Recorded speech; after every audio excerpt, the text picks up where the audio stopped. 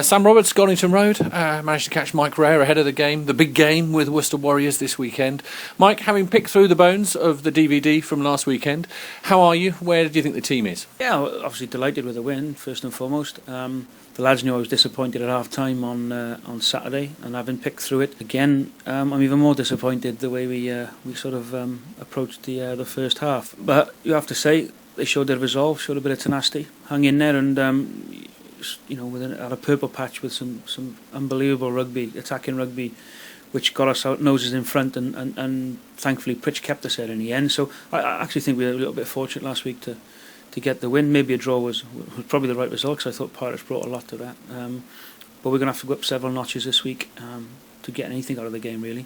Before we talk about this weekend, we've mentioned it before, but is that the biggest plus that's coming out at the moment, the fact that we aren't putting in performances and yet we are still beating sides like Cornish Pirates? It has to be. I think there's so much more to come from this group, but if I'm honest, I really don't want to see it till March and April when it starts to really count. But notwithstanding that, you've got to get enough points on the board to get in, and that's our sole goal at this moment in time, is to get enough points to get in the top 8.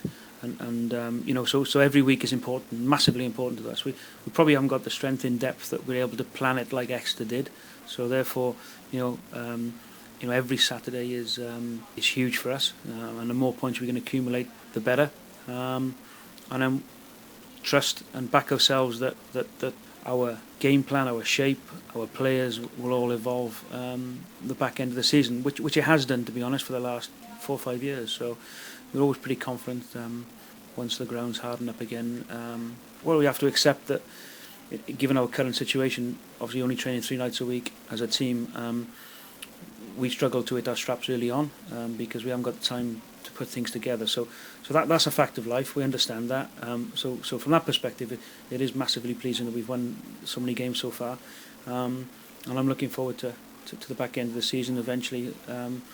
When hopefully we'll have a greater understanding of each other and how we see the game going forward. Looking towards this weekend, I'm sure there's sometimes when you try and think about things from the opposition's point of view, and I should think you're quite content that Worcester Warriors will not be looking forward to this weekend. Well, I'm sure they will be. I think it'll be another big crowd here. I think they'll want to test themselves. Similarly, we want to test ourselves. We want to see how far we've come.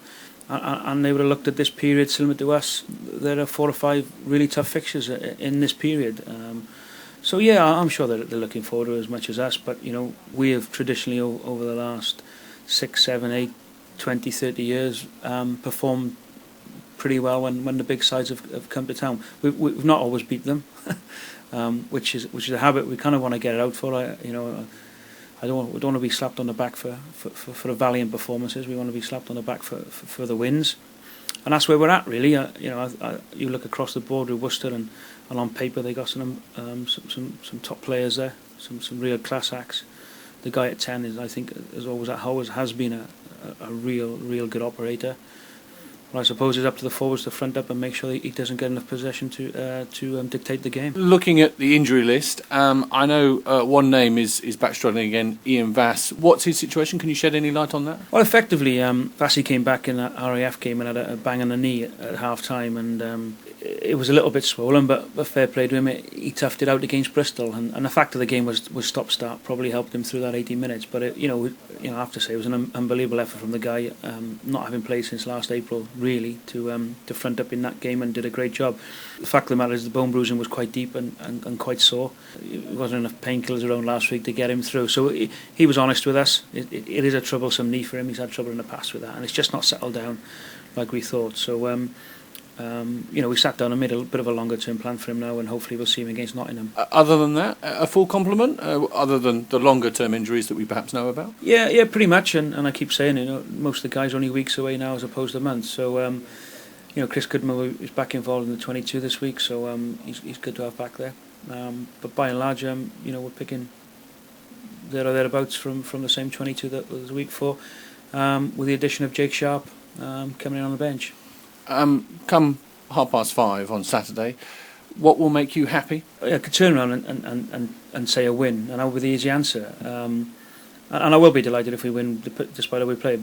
But I'd like for us to go out and play and really test ourselves and see what we can do against they're a Premiership side, aren't they? And simple as that. And I think whatever we took against Northampton in that pre-season game, I hope we bottle it and hope the boys drink a bit of it on Saturday before the game. But I could turn around and say, yeah, the win at all costs, but I don't believe that this week. I think it's more about us, pitting our wits against the best side in the division and favourites for the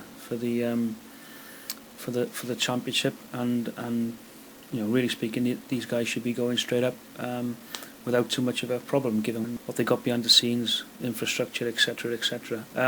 It's underdogs against massive favourites, and but stranger things happen.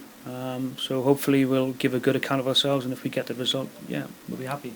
Last thing, you mentioned there that word underdogs. We go into this weekend in that kind of frame of mind.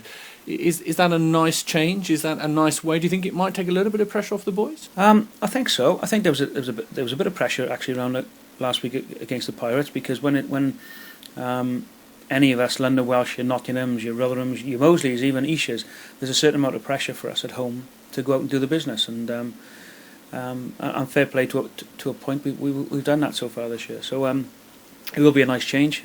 We are at home. We're on our infamous Himalayan pitch. And it gets bigger and bigger the more people talk about it. Absolutely. It's apparently it's 24 foot from the halfway down to the bottom corner now. So look, it's a nice big field. They got some outstanding runners, so we got to be careful we don't give them too much freedom to run as well, because they can hurt you from everywhere. We've seen on DVD that they're pretty good off sort of unstructured play and loose ball. They got some fantastic back three players, so we got to be mindful of that. Hopefully we'll impose ourselves on them as much as we can with the ball in hand. Well, very good luck, and I'm sure I'll see you afterwards on Saturday. Thank you very much, Mike. No problem. Cheers, Sam.